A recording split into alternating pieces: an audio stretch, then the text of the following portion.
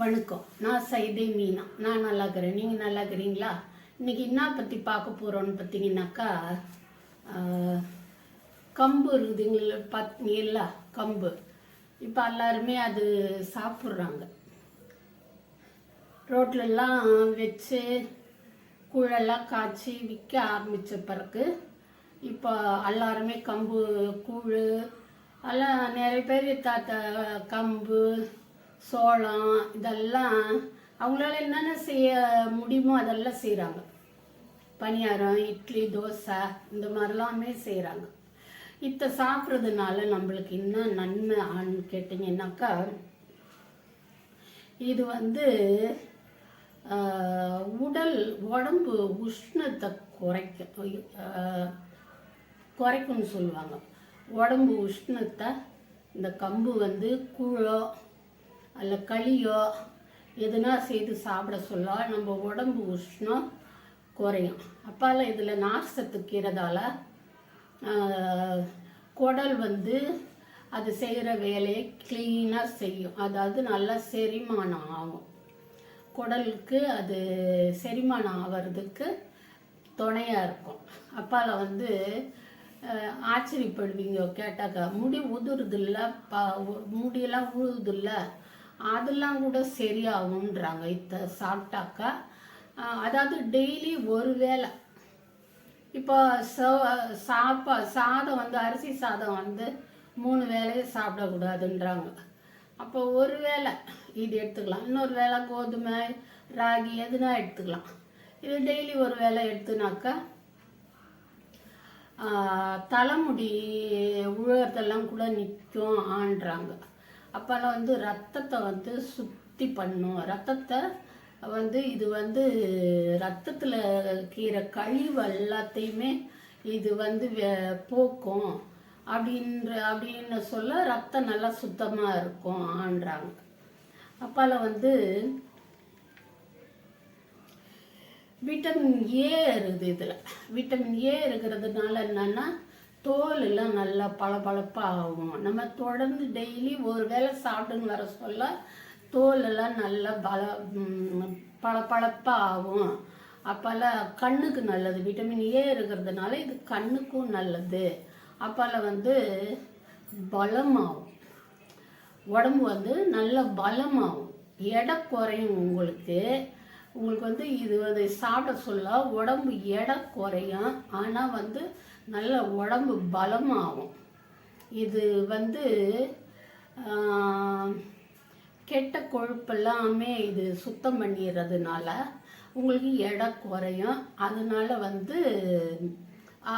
அது ஒரு நல்லது. அப்பால உடம்பு நல்ல பலமாகும். அப்பால இருதயத்துக்கு வர ஆபத்து, புற்றுநோய் இதெல்லாம் எதிர்த்து போராடும் சொல்கிறாங்க.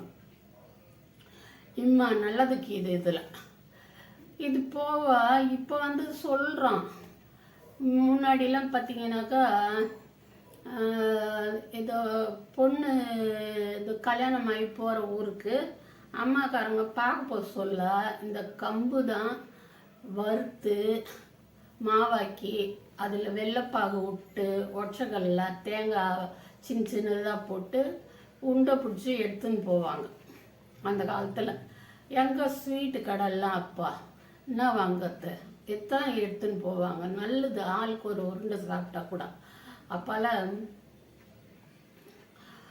இந்த எங்கள் வீட்டுக்கு கிராமத்துலேருந்து தான்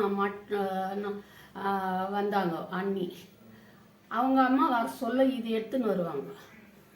அப்பால என்ன ஆச்சு, இந்த உருண்டை திரும்பி இந்த சோறில் அடிச்ச பந்துன்னு சொல்லுவாங்களே அது மாதிரி எனக்கே திரும்பி வந்தது. ஏன்னா நான் அந்த ஊருக்கு போட்டேன். அவங்க அந்த ஊர்லேருந்து இந்த ஊருக்கு வந்தாங்க. அங்கேருந்து இந்த உருண்டை வந்துச்சு. நான் இங்கேருந்து அங்கே போனேன்னா எனக்கும் அப்படியே ரிட்டர்ன் வந்தது. ஏன் கேட்குறீங்க? இதை தொடர்ந்து பொம்நாட்டிங்க சாப்பிட்டாக்கா இந்த பித்தப்பையில் கல் வரும்னு சொல்லுவாங்கள்ல, அது எல்லாமே வராதுன்றாங்க. இதில் கலோரின்னு சொல்லுவாங்க பார்த்தீங்களா, அது இல்லை. கலோரி கம்மியாக இருக்குது. அதனால வந்து உங்களுக்கு வந்து எடை குறையிறதுக்கு வாய்ப்பு இருக்குது. கலோரி கம்மியாக இருக்கிறதுனால எடை குறையும்.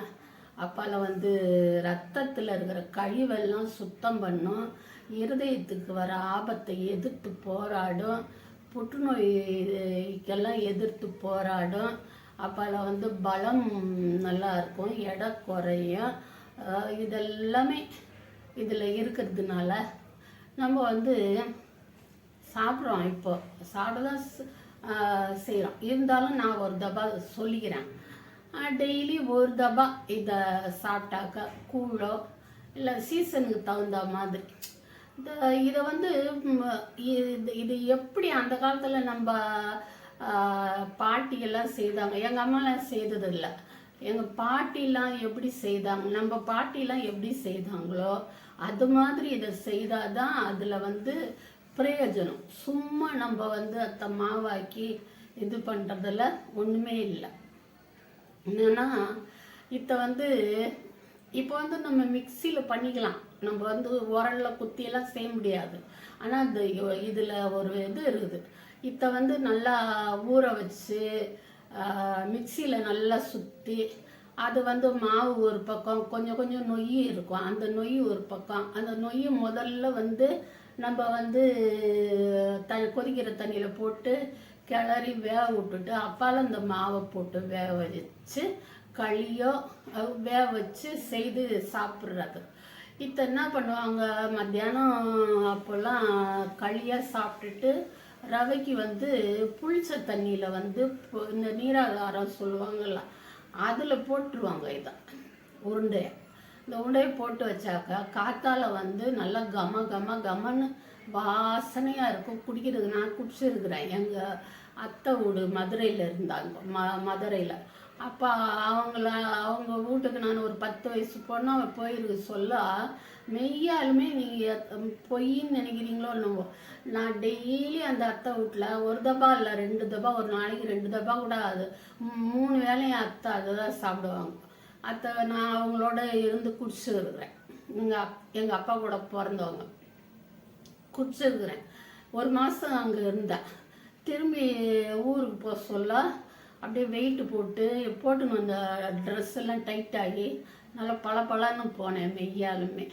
அதனால என்ன பண்ணலாம், நான் எல்லாருமே இதை ஒரு வேளையாவது சாப்பிட்லாம். ஒரு வேளை இதை சாப்பிட்டு ஒரு வேளை சாதம் சோறு அதுக்கு காய்கறியெல்லாம் சாப்பிட்டு நைட்டுக்கு உங்களுக்கு என்ன இஷ்டமோ அத்தை சாப்பிட்டுக்கலாம். எப்படினாலும் இதை வந்து ஒரு வேளையாவது சாப்பிட்டோம்னாக்கா நமக்கு ரொம்ப ரொம்ப ரொம்ப நல்லது. அத்தை தான் சொல்ல வந்தேன். சரி, அப்பால வரட்டா.